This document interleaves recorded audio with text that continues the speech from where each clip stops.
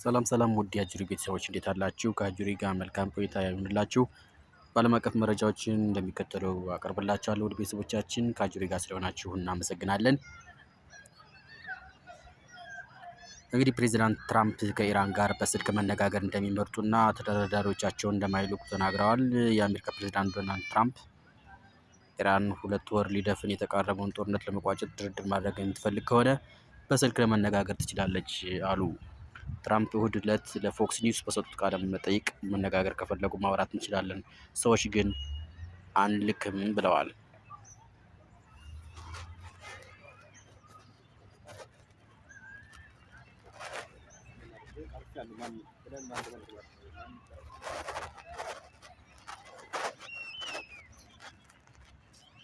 ኢራን ሆርሙዝ እንዲከፈት እና የኒውክሌር ንግግር እንዲዘገይ የሚጠይቅ እቅድ ለአሜሪካ ማቅረቧም ተዘግቧል።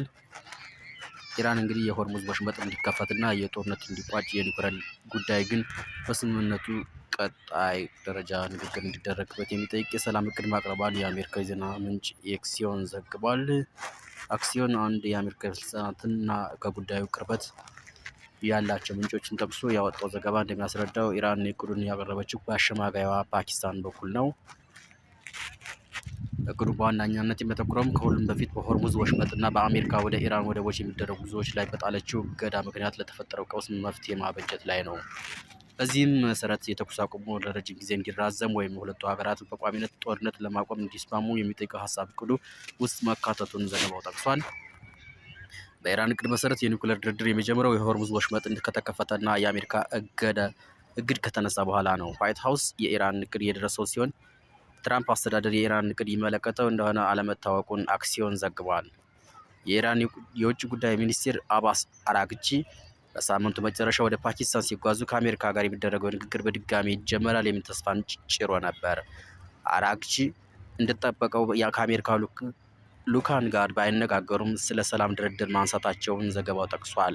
አክሲዮን እንዳስነበበው ከሆነ አራግቺ በኢስላማባድ ቆይታቸው የኒውክሌር ጉዳይ ወደ ጎን የማድረግ ሀሳብ አንስተዋል። አክሲዮን ያነጋግራቸው አንድ ምንጭ የአሜሪካ ጥያቄ የሚመለስበትን መንገድ በተመለከተ በኢራን አመራር መካከል ስምምነት አለመኖር አራግቺ ለፓኪስታን፣ ግብጽ፣ ቱርክ እና ኳታር አሸማጋዮች መናገራቸውን ገልጸዋል። የአሜሪካ ፕሬዚዳንት ዶናልድ ትራምፕ በበኩላቸው ከኢራን ጋር ለሚደረግ ድርድር ልኡካናቸውን እንደማይልኩና በስልክ ንግግር ማድረግ እንደሚቻል መናገራቸው ይታወሳል። ውድ ቤተሰቦቻችን እስራኤል በሊባኖስ ውስጥ በፈጸመችው ጥቃት ደግሞ 14 ሰዎች እንደተገደሉ ተዘግቧል። ውድ ቤተሰቦቻችን እስራኤል እሁድ ዕለት ሊባኖስ ውስጥ በፈጸመችው ጥቃት 14 ሰዎች ሲገደሉ 2 ህጻናትና 2 ሴቶች ጨምሮ 37 ሰዎች መጎዳታቸውን የአገሪቱ ጤና ሚኒስቴር ገለጸ። የደረሰው ጉዳት ከመገለጹ አስቀድሞ የእስራኤል ጦር ቃል አቀባይ በተለያዩ የደቡብ ሊባኖስ መንደሮች የሚገኙ ነዋሪዎችን ለቀው እንዲወጡ አስጠንቅቀው ነበር።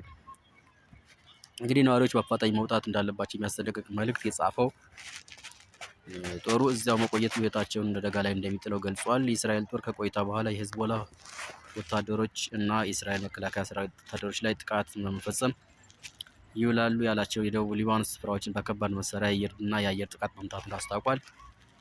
ሂዝቦላ በፈጸመው ጥቃት 19 ዓመት የእስራኤል ወታደር መገደሉና 6 ሰዎች መቁሰላቸውን ገልጿል። እስራኤልና ሊባኖስ በ3 ሳምንት የሚቆይ ተኩስ አቁም ተግባራዊ ለማድረግ ባለፈው ሳምንት ሐሙስ ዕለት መስማማታቸው ይታወሳል። ይህ ስምምነት በየትኛውም ጊዜ ራሷን ከታቀደ አይቀሬና ቀጣይነት ያለው ጥቃት ለመከላከል አስፈላጊ እርምጃ በሙሉ ለመውሰድ መግለጫ ሰጥቷል። ተኩስ አቁሙ ተግባራዊ መሆን ከጀመረ አንስቶ እስራኤልና ሂዝቦላ አንዳቸው የሌላቸውን ስምምነቱን በመጣስ ከሰዋል።